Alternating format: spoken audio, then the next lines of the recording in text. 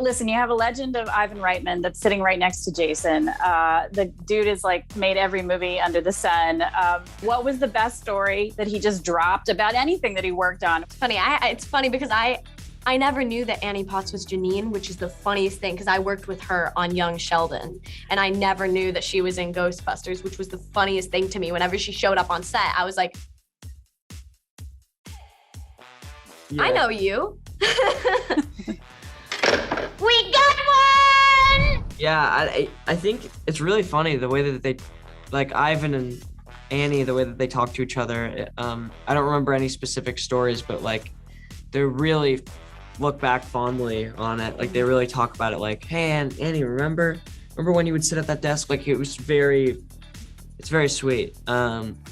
Just watching all of them get to interact again, it's really cool to see. Yeah, that's the really cool part.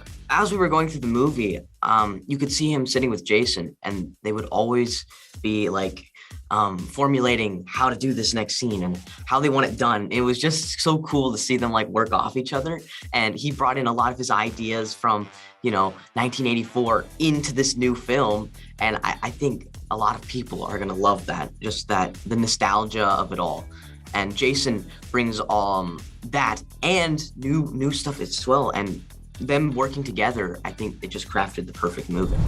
Ghostbusters, we're ready to believe you. Oh gosh, I just remember. Well, I love just watching Jason and watching them work together because they were literally sitting right next to each other the entire shoot, and they would argue about things, but it was so much love and respect.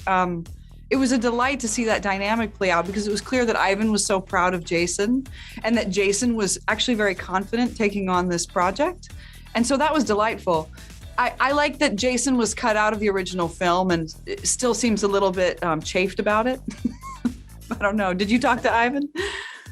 I talked to him, but I would talk to him a little bit about the original Ghostbusters, but then I started asking him questions about what it was like kind of starting off because he's worked with so many legends. And then he started telling me when he first got started, he was how he produced a Doug Henning's magic show.